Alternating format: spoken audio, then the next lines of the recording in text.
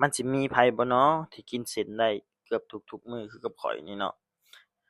เว้าบ่ถูกคือกันเนาะทุกคู่ทุกคนเราไปหั้นไปนี่มาดึกส่ำใดก็ตามคือเมื่อคืนนี่เนาะตี2ตี3มาข้อยก็ยังลวกเดะแบบมันบ่แล้วนะมันต้องกินอิหยังก่อนนอนข้อยเป็นจั่งซี้แต่ว่าอาหารง่ายๆเนาะก็คือเส้นเนาะทุกคู่ทุกคนว่าบ่มันเป็นของที่แบบกินง่ายกินแบบบ่เบื่อแล้วก็เฮ็ดก็ง่ายเนาะสิเอาน้ำร้อนกินเราก็กินได้เนาะอุ่นท้องไปนอนเนาะคืนนี้ไปมาตั้งตี2ตี3แล้วมั้งตี3กว่าๆมาก็กินแล้วแหละก็กินข้าวหม้องไปลินเนาะพอมาฮอดห้องก็ยังบ่แล้วเนาะ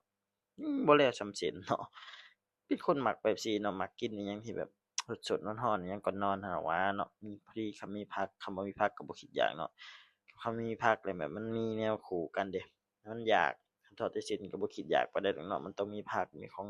กินกับเนาะว่าบ่ทุกคู่ทุกคนเนาะมันเป็นอาหารที่แบบประเภทหนึ่งที่หากินง่าย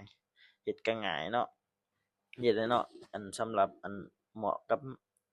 สำหรับคนอิหยังคนต้นทุนน้อยเนาะว่าบ่คิดเป็นแบบซี้แหละนะวาเนาะ กินเพื่ออยู่เนาะ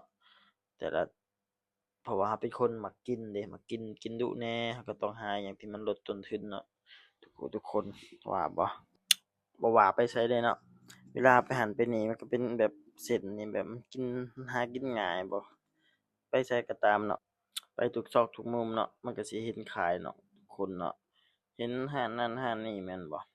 มันก็เลยแบบง่ายๆหั้นนะเป็นคนง่ายๆถ้าคนที่แบบมักกินยากเนี่ยก็คือสิบ่ได้ดอกเนาะคือข้อยนี่เนาะคือข้อยนี่เป็นคนกินง่ายๆหาหยังกินแบบพอกินได้พออยู่ได้แล้วข้อยกินโลดเดะข้อยบ่ได้แบบต้องนู่นนี่นั่นต้องมีเนื้อมีลูกชิ้นมีไข่บ่เอาแต่เส้นล้วนๆนี่ข้อยก็จบแล้วเนาะขอแต่มีผักเนาะมีผักแล้วจบหมดนี่เนาะ